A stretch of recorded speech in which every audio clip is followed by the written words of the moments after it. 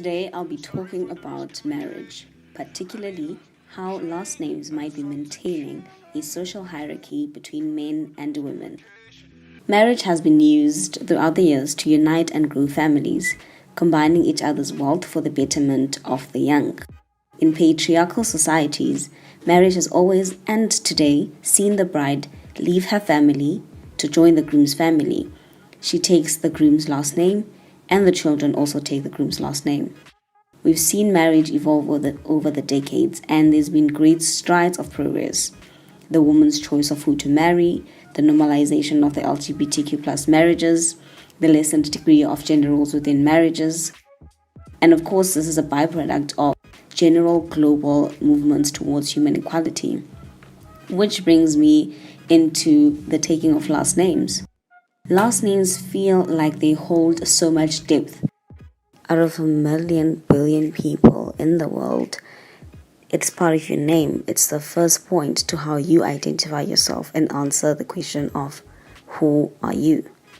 Secondly, the very reason to why surnames were established was a matter of trying to find a way to easily organize people and to easily identify. But could the string of paternal lineage of our surnames and how their ownership is so embedded in patriarch that at some subconscious level, as a society, we may just be holding on to a tradition that fixes women at a lower level than men?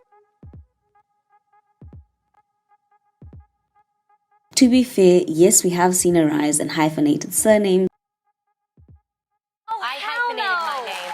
Yeah, but that's a long name. No, this is my reason for doing that. Exactly like you said. Okay. I worked a long time for Tamara Mori. And Yes. people know me as Tamara Mori. But also, once I got married, I wanted to take on Adam's name as well. And I wanted people to see my past and my present in one name. So it's Tamara Mori. Or some men taking their wives' surnames. What about, do you think Gwyneth Paltrow has got this sort of nailed here then? Faltrow, This is yes. So she amazing. married Brad Falchuk, and she's What's obviously that about? Paltrow, and they've combined their names to now become Mr. and Mrs. Faltrow. Yeah. Is that the way forward? It's ridiculous. We were So playing with this what last could- night, what and could it was Williams like, and McCain be? yes. Welaine? Yeah. Oh, let's do it, Tom. Should we do it? But that just gets Welaine. it more confusing, then, doesn't it? It's I mean, you can call ridiculous, but yourself whatever everything you want. But I do still find fault within these two options. Firstly, in hyphenating, I actually realized it fitting to look at what Paul Fryer says about the oppressed with respect to freedom. The oppressed, having internalized the image of the oppressor and adopted his guidelines, are fearful of freedom. Brooks ain't no bug. It's just institutionalized. Institutionalize my ass. The man's been in here 50 years, Hayward. 50 years. This is all he knows.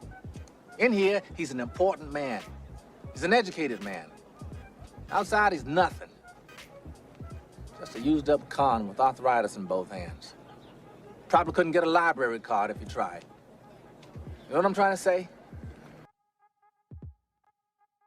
Freedom would require them to eject this image and replace it with autonomy and responsibility. So, as a result, you then tend to see only the women hyphenating their surname. And as much as this is a gesture towards freedom, because we don't know a life outside the power of the paternity, our entire perception has been governed by the immersion in an oppressed world.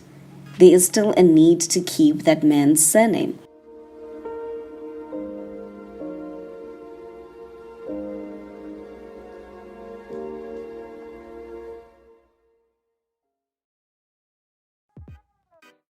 For the latter, that is, the man taking the wife's surname, the once oppressed has now found a way to be promoted. So this could mean the woman has been well established career-wise and has found, I guess, an egotistical man who has accepted this. But because the oppressive world they live in hasn't changed, the oppressed feel that they must maintain some assertiveness that the oppressor has had over their oppressors. Is this what we really want to happen? A reverse oppression in our society? I think a clear fight that might have similar prospects to what I'm talking about, but not entirely, could be colorism, where a darker skinned group has been oppressed by the favoritism to lighter skin. And in the past years, we've seen a shift towards including darker tones in places that they haven't before.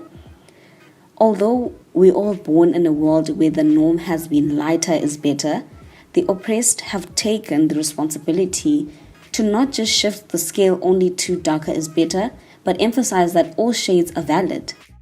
I often think that as a society, we should have probably seen how equality should play out in marriages by looking at gay marriages. But from my observations, I've seen that there are usually more masculine partners within a gay marriage, whom the couple then usually just take their surname. And this is also a product of having grown up in a patriarchal society. But obviously, there has been hyphenating for both partners, which then begs the question, okay, so going forward, what would then happen? Do we just have a jumbled up mess of hyphenated surnames in marriages throughout generations? And think about the kids. What must happen there? In my eyes, it's just an unfair world where a person establishes themselves for 20-something years only to be absorbed into a new identity that falls under another person. A place where there's actually an increased pressure to establish yourself as a woman in a limited amount of time before marriage, just so you're able to be your own person. Where, even when the law is against it, institutions require a form of paternal signature as permission for you to keep your own surname. I mean, even the surname I'm defending here is of a paternal lineage. So we're in this constant loop of throwing around ownership from man to man. So do we just do away with surnames entirely and depend on identity numbers? To which I would say, I don't know. This is the harsh responsibility the oppressed are faced with, having to recreate their identity and the identity of the system they live within.